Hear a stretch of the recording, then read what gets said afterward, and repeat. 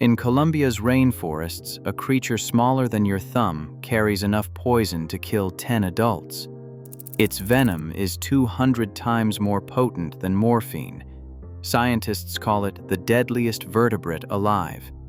But what really makes these golden frogs walking weapons? The answer is not just their lethal toxin.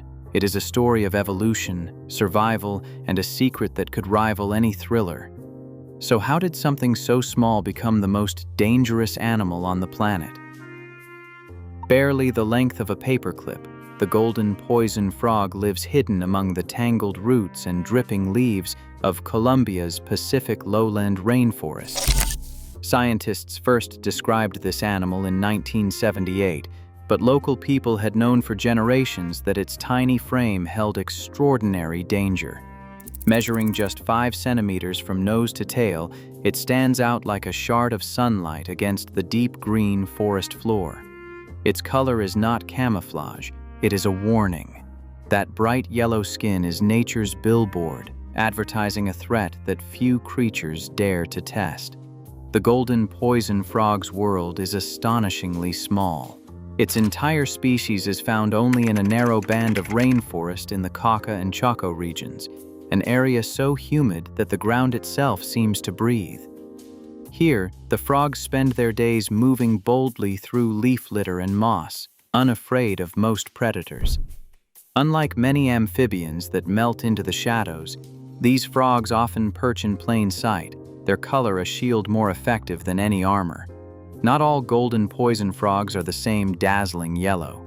In some pockets of forest, populations appear mint green or even orange, but every wild individual carries the same warning: approach at your own risk.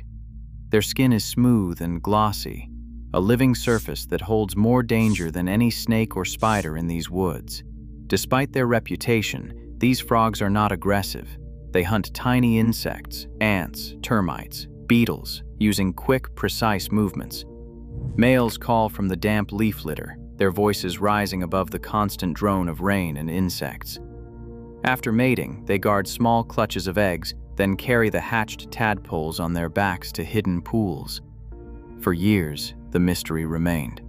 How could something so small, so seemingly ordinary, become the deadliest animal in its forest? The answer lies just beneath that golden skin. Toxicity in golden poison frogs is not something they are born with. The secret is in what they eat. In the wild, these frogs feed on a narrow menu of rainforest arthropods, tiny ants, termites, and most importantly, small beetles hidden in the leaf litter. Among these, mellirid beetles are the leading suspects behind the frog's chemical arsenal. Scientists have traced the same family of batrachotoxins in both New Guinea's pitohui birds and Colombian frogs, and both animals share a taste for these elusive insects.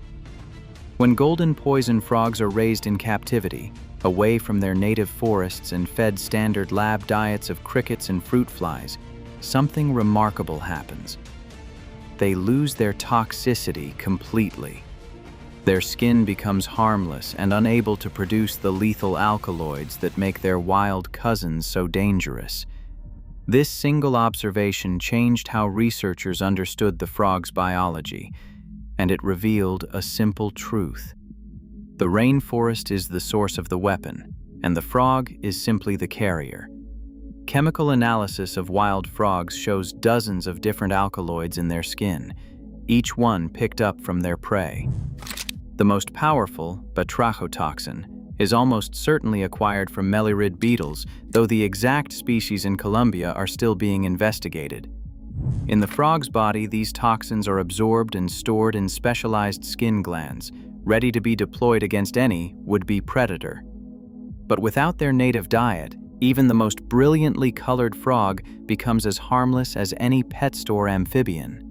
The golden poison frog is a living link in a chain that stretches from the forest floor to the top of the food web. Its power depends entirely on the presence of certain insects, which in turn depend on the health of the rainforest. Remove the right beetle from the system and the frog's legendary toxicity disappears. Here, The ecosystem itself is the architect of one of nature's most sophisticated weapons. Beneath the golden skin of this frog lies a molecule that redefines the limits of natural danger. Scientists call it batrachotoxin, BTX, a steroidal alkaloid so potent that the numbers strain belief. In controlled laboratory experiments, less than 3 micrograms per kilogram of body weight is enough to kill half the test animals exposed.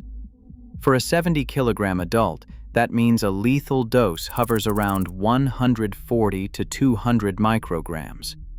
To put that in perspective, a single grain of table salt weighs about 50 micrograms. The amount of batrachotoxin needed to end a human life could fit on the tip of a needle, far less than a pinch of sand. Chemical analysis of wild golden poison frogs reveals an arsenal. Each frog carries, on average, about 1 milligram of batrachotoxin in its skin. That is enough, in theory, to kill 10 or more adults if the toxin is delivered efficiently. These figures are not myth or exaggeration. Toxicologists have measured and weighed the molecule, compared it to the world's most infamous poisons, and found batrachotoxin at the very top. Unlike snake venoms or cyanide, which act by shutting down critical enzymes or blocking nerve signals, batrachotoxin takes a more ruthless approach. It binds to voltage-gated sodium channels, the electrical switches inside nerves and muscles, and forces them to stay open. Sodium floods in, nerves fire uncontrollably, and the body's systems spiral out of control. Convulsions give way to paralysis. The heart's rhythm falters. In a matter of minutes, respiratory failure sets in. There is no known antidote. Compared by weight, batrachotoxin is hundreds to 1,000 times more toxic than cyanide and far deadlier than the venom of any cobra. Its molecular architecture is so precise, so unforgiving, that even the smallest error in handling can be catastrophic. For researchers, working with this toxin is an exercise in extreme caution. One speck, one careless touch, and the outcome is irreversible. The golden poison frog is not just a carrier of poison, it is a living vault for one of nature's most efficient chemical weapons. Inside the golden poison frog, survival depends on a hidden system as complex as any weapon. For years, scientists believed the answer was simple. A mutation in the frog's sodium channels, the very targets of batrachotoxin, would block the poison's effects.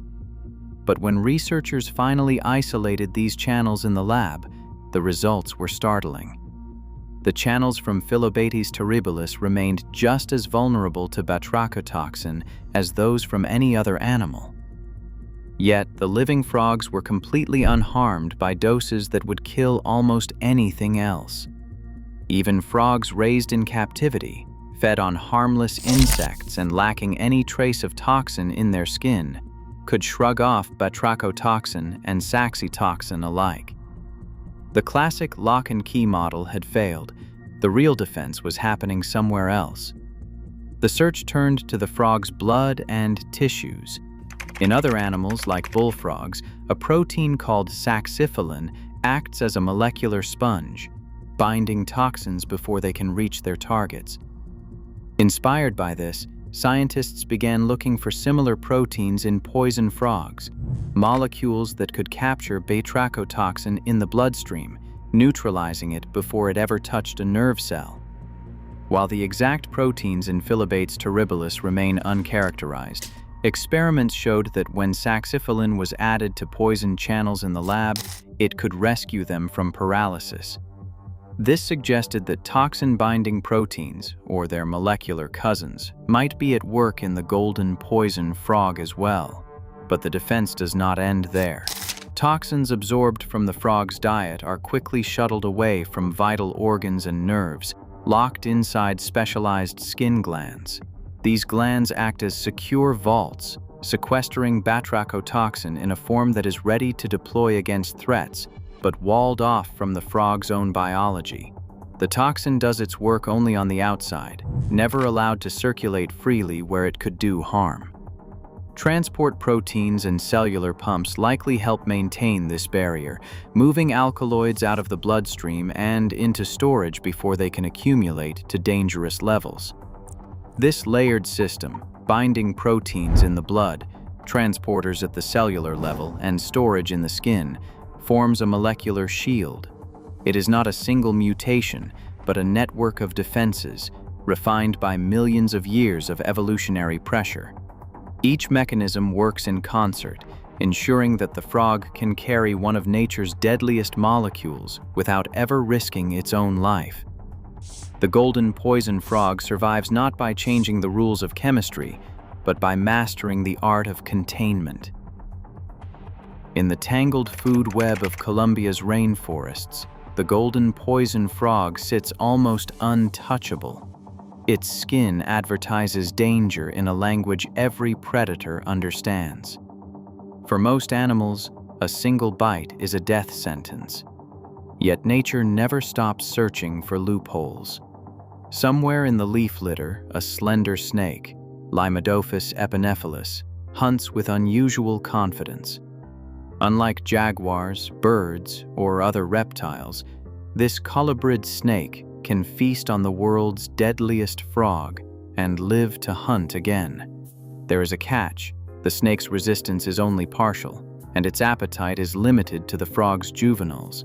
Even for this specialized predator, the risk is real. Too many toxic meals, and the hunter could become the hunted. This uneasy truce is the product of an evolutionary arms race. The frog's ancestors, once only mildly poisonous, grew brighter and deadlier as generations of predators pushed them to extremes. In response, a handful of snakes evolved subtle biochemical tweaks that shield their nerves from the toxin's onslaught. The result is a standoff. The frog's chemical arsenal keeps almost every threat at bay, but a single codebreaker remains. Each encounter is a high-stakes gamble, with survival measured in micrograms. The battle does not end there. On the far side of the world, in the forests of New Guinea, pitohui birds carry the same batrachotoxin in their feathers and skin. These birds, like the frog, are both toxic and brightly colored, a warning to any would-be predator. Scientists have traced the source of their shared weapon to mellurid beetles, revealing a case of convergent evolution. Two distant lineages, continents apart, have arrived at the same solution: eat the right insects, store their toxins, and wear danger on your skin. Both the frog and the bird have evolved internal defenses, likely specialized proteins and cellular pumps that keep their own nerves safe while turning their bodies into poison vaults. In this chemical arms race, escalation is the rule. The frog's toxins grow stronger, predators adapt or die, and only the most specialized survive. Most of the rainforest's hunters have learned to steer clear. One taste is a lesson enough. But for a select few, the lure of a toxic meal is worth the risk. The golden poison frog's power is not just a barrier, but a challenge, a force that shapes the very structure of its ecosystem. Where most see a dead end, evolution finds a path forward, one adaptation at a time. Deep in the forests of Colombia's Chaco region, the Embera people have mastered a secret known to few outsiders. For generations, they have sought out the golden poison frog, not to eat, but to borrow its power. The process begins at dawn, when hunters slip quietly through the leaf litter, listening for the soft calls that betray the frog's hiding place. Bright skin makes these frogs easy to spot, but only the most skilled can approach. Touching the animal with bare hands is forbidden. Instead, a leaf or wooden stick serves as a barrier, a respect born from hard lessons and old taboos. Once caught, the frog is not harmed. The Embera coax it gently over warm coals or a fire, never letting the flames touch its skin. The heat stirs a milky secretion from the frog's back, thick, glistening, and laced with batrachotoxin. Hunters use slender sticks to collect the toxin, careful not to let it touch their own skin. This is a ritual of patience and precision. The toxin is then smeared onto the tips of blowgun darts or arrows, sometimes mixed with plant resin to make it stick.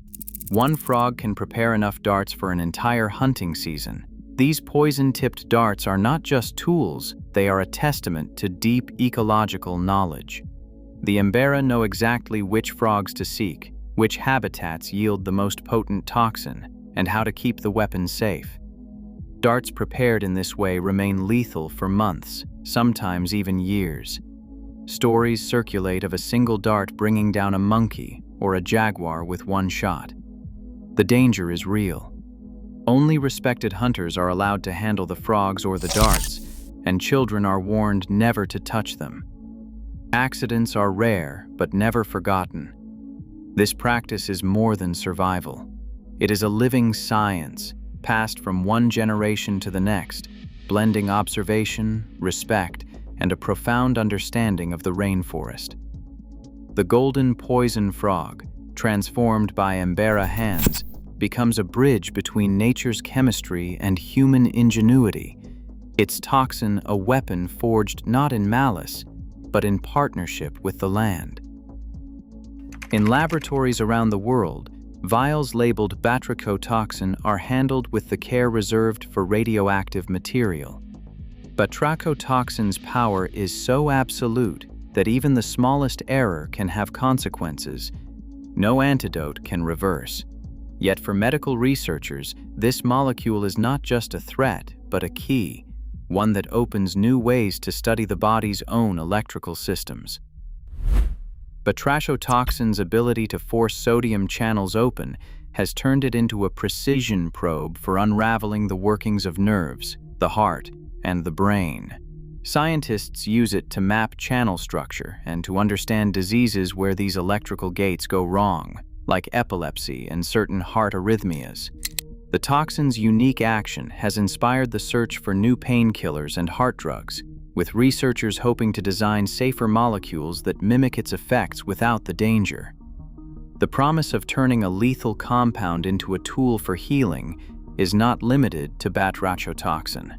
In the early 2000s, a biotech company called Transmolecular developed TM601, a synthetic version of chlorotoxin, a peptide from the deathstalker scorpion. TM601 was designed to seek out and bind to cancer cells, lighting up brain tumors for surgeons and delivering targeted treatments. Early clinical trials showed that the compound could reach tumors deep inside the brain, offering hope for patients with gliomas. But as with many breakthroughs, the path from discovery to medicine proved long and uncertain. Regulatory hurdles, funding challenges, and the complexity of human biology slowed progress, and no chlorotoxin-based drug has yet reached routine clinical use. Chlorotoxin remains a promising lead, but the road to a standard treatment is still ahead. The economics of these molecules are as staggering as their biology. Natural batrachotoxin is so rare and difficult to extract that a single liter, if it could even be collected, would cost tens of millions of dollars. Each wild golden poison frog yields about 1 milligram of toxin, meaning more than 1 million frogs would be needed for a single liter. This is not just impractical, but ecologically impossible. Today, chemists work to build these molecules from scratch in the lab, using painstaking synthetic routes to produce even a few milligrams at a time. For now, the dream of a medicine drawn from the world's deadliest frog remains on the horizon, a reminder that nature's most dangerous weapons may also be its most valuable cures. Right now, golden poison frogs face extinction as rainforests shrink. Yet their toxins hold answers to medical challenges we have not solved. Each disappearing frog erases a unique evolutionary breakthrough, lost before science can catch up. Nature's most dangerous secrets are not just threats, they are opportunities. What we choose to protect today could shape the medicines and mysteries of tomorrow. Thank you for joining us. Please share your thoughts below.